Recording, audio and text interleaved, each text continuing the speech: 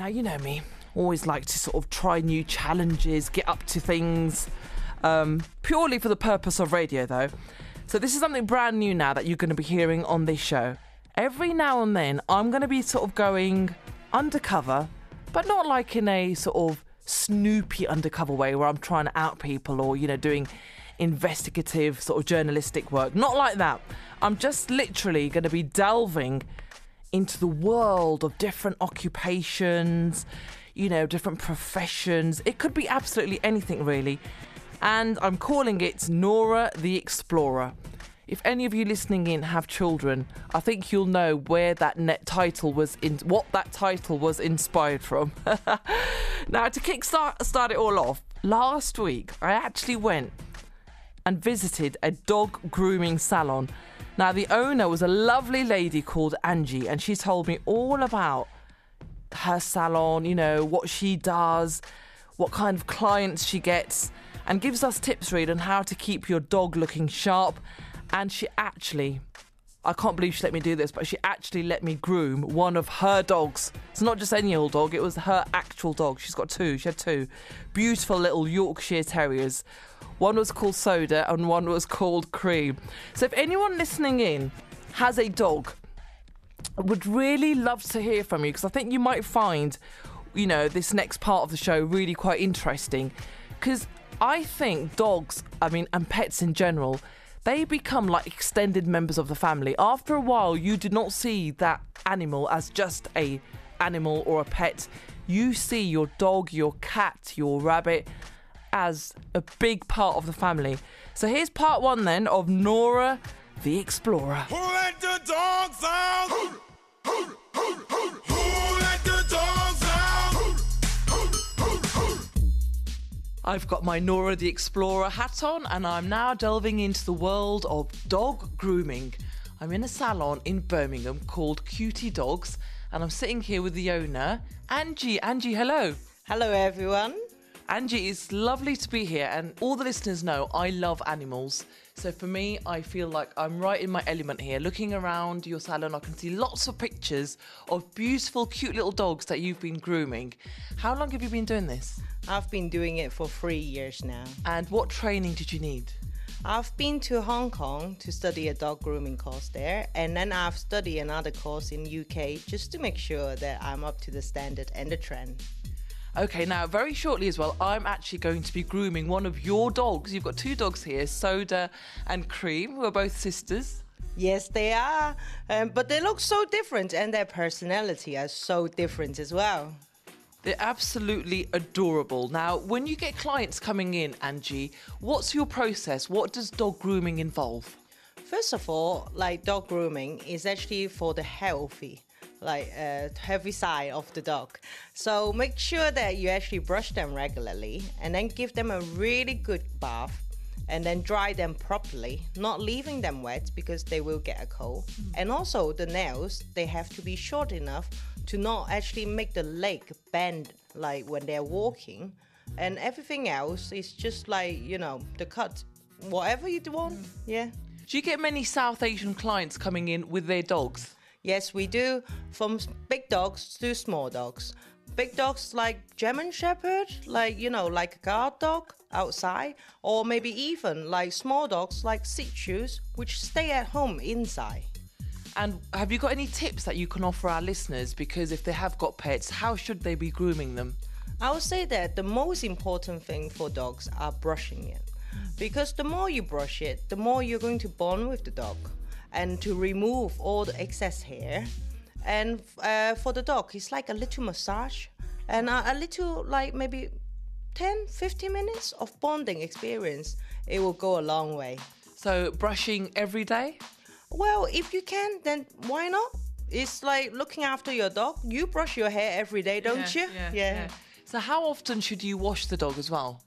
Well, it's depending on the breed, and it's depending if the dog is actually living outside or inside. Maybe outside or maybe certain breed, you can actually wash them twice every year. But if it's the dog is actually inside in the house, you actually want them to be like nice and clean, not stinky. So maybe even once a month or twice, a month. It doesn't really matter. Yeah. Okay, and do you ever get any strange requests from clients saying, oh, I want my dog to look like, a celebrity or give it a really strange hairstyles or anything like that? Yes, we do. We actually got that from time to time as well. It's actually quite a challenging thing. We once had a customer asking us to have a Shih Tzu to have a Mohican cut, and we managed to give him a really, really good trim so that the hair is really spiky and the dog looks really cute and the owner loves it. Yeah. How long did that take you? Well, it's just the same really for me, because I'm used to grooming all the dogs. It's just how to do it. If I plan it before and I ask the customer what they want, it's just normal grooming process. Brilliant. Now, Angie, we are going to get ready to groom one of the dogs now. They're looking a little bit sleepy. I hope we can get them awake and start grooming them. What will the process involve? First of all, we are going to give them a good brush. I had already bathed the dogs, prepped them. So we are just going to give them a really nice trim, give them a really good makeover, and they will look really, really cute. Excellent. Right, let's start grooming the dog. You're going to hear me grooming one of those dogs in part 2 of Nora the Explorer. See, what we actually omitted from that audio there was when we walked in, so I went along with 2 of my producers, Jay and Herjot. What we actually cut out from all of that was Herjot screaming, because the moment we walked in, you know what dogs are like? They're really excitable, and as soon as they see people, they want to jump on you. So these terriers, tiny little things, were literally jumping on us, and it was really entertaining for me to watch Herjot running around the salon just screaming, get it away. It was brilliant. We should have kept that in, we should have kept that in. But part 2 of Nora the Explorer coming up after Jay Hall from Slumdog Millionaire. 81869. Text me right now if you do have a dog. Maybe your dog's listening to this show right now, or email noreen@bbc.co.uk.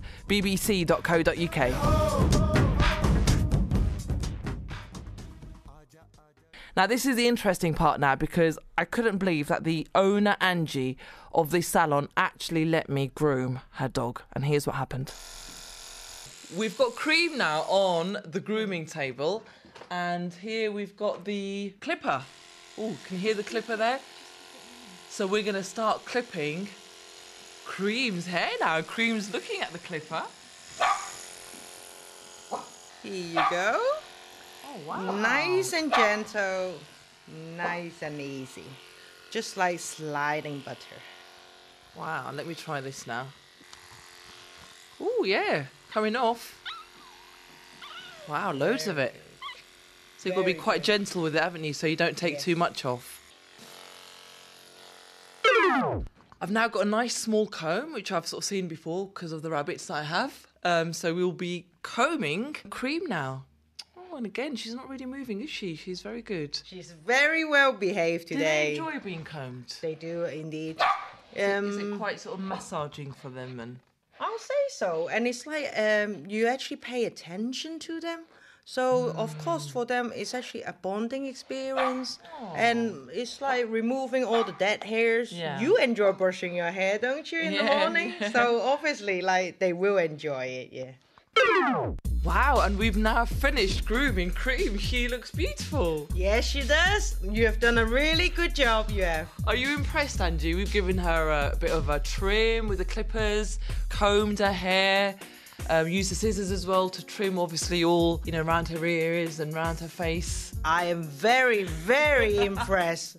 She looks so much different from what she looks like before.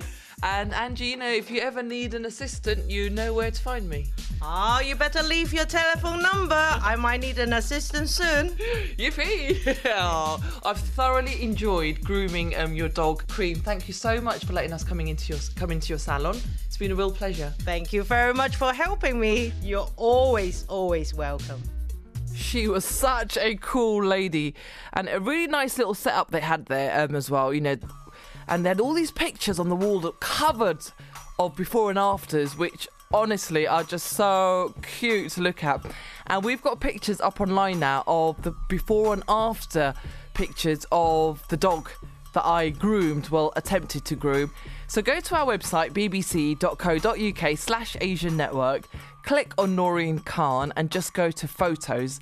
And you'll see photos of Cream. It's such an adorably cute dog. And I'm just looking at one right now. Cream before the makeover. And there's one of him with his sister Soda after the makeover. Totally adorable, cute little dog.